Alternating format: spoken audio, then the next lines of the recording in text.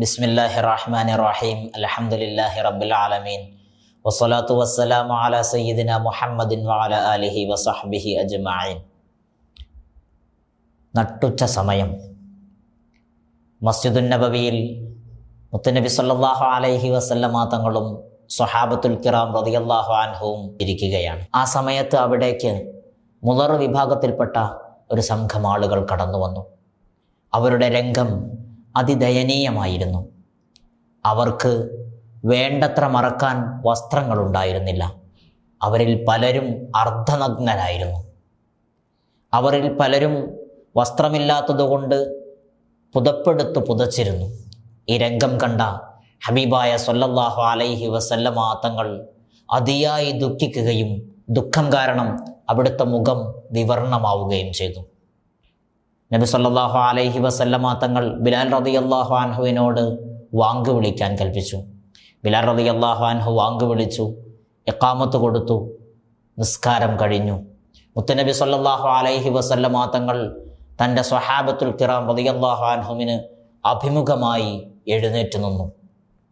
എന്നിട്ട് അവിടുന്ന് സൂറത്തുൻ നിസായിലെ ആദ്യ ആയത്ത് പാരായണം ചെയ്തു. ആ ആയത്തിൻ്റെ അർത്ഥം ഇങ്ങനെയാണ്: ഓ സത്യവിശ്വാസികളെ, ഒരു ശരീരത്തിൽ നിന്ന് നിങ്ങളെ സൃഷ്ടിച്ച അള്ളാഹുവിനെ നിങ്ങൾ സൂക്ഷിക്കുക. തുടർന്ന് മുത്തുനബി സല്ലല്ലാഹു അലൈഹി വസല്ലമ തങ്ങൾ സൂറത്തുൽ ഹശ്റിലെ 18-ാമത്തെ ആയത്ത് പാരായണം ചെയ്തു. അതിനുശേഷം നബി സല്ലല്ലാഹു അലൈഹി വസല്ലമ തങ്ങൾ അവിടുന്ന് സ്വഹാബത്തിനോട് ഇപ്രകാരം പറഞ്ഞു: തസദ്ദഖ റജുലുൻ മിൻ ദീനാരിഹി മിൻ ദിർഹമിഹി മിൻ സൗബിഹി മിൻ സാഇ ബുർരിഹി മിൻ സാഇ തംരിഹി ഹത്താ ഖാല വലൗ ബിശിഖ്ഖി തംറത്തിൻ. നബി സല്ലല്ലാഹു അലൈഹി വസല്ലമ തങ്ങൾ സ്വഹാബത്തിനോട് സ്വതക്ക ചെയ്യാൻ വേണ്ടി പ്രേരിപ്പിക്കുകയാണ്.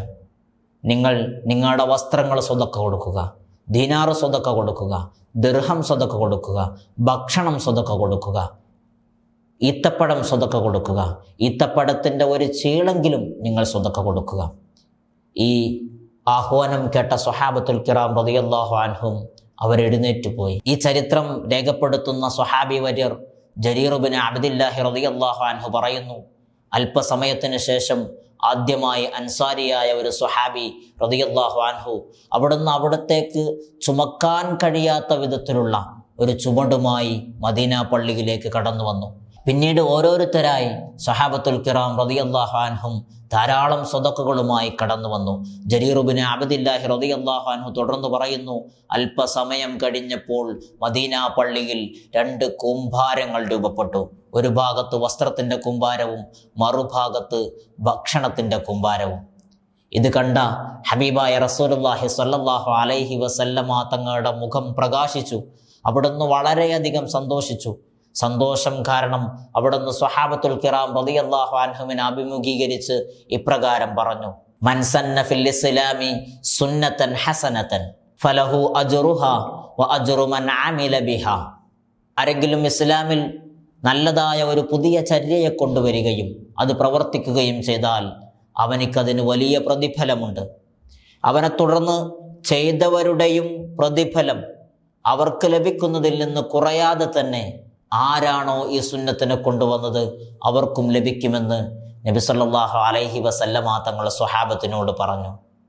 ഈ ചരിത്രം മഹാനരായ ഇമാം മുസ്ലിം റഹ്മത്തുള്ളാഹി അലൈഹി അവിടുത്തെ സ്വഹീഹ് മുസ്ലിമിൽ 1017-ാമത്തെ ഹദീസായി കൊണ്ടുവരുന്നുണ്ട്. അല്ലാഹു സുബ്ഹാനഹു വ തആല കരുണ ചെയ്യാൻ വേണ്ടി ഖുർആനിൽ കൽപ്പിച്ച പ്രത്യേക വിഭാഗങ്ങളെക്കുറിച്ച് പറയുന്ന സമയത്ത് ഈ ചരിത്രം ഞാൻ പറയാനുള്ള കാരണം, പ്രത്യേകമായി കാരുണ്യം നൽകണമെന്ന് പ്രപഞ്ചനാഥൻ കൽപ്പിച്ച വിഭാഗങ്ങളിൽ ഏറ്റവും പ്രധാനപ്പെട്ട ഒരു വിഭാഗമാണ് നമുക്ക് ചുറ്റുമുള്ള ദാരിദ്ര്യം അനുഭവിക്കുന്നവർ. നമ്മുടെ ചുറ്റും ധാരാളം ആളുകളുണ്ട്.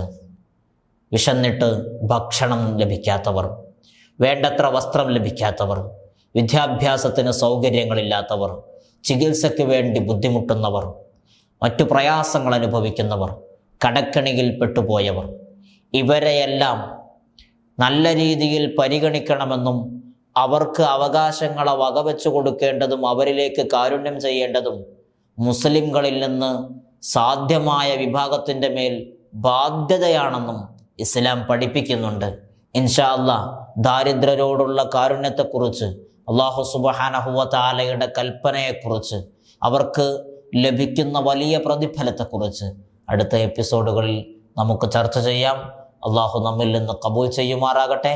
വ ആഖിറു ദഅവാനാ അൽഹംദുലില്ലാഹി റബ്ബിൽ ആലമീൻ.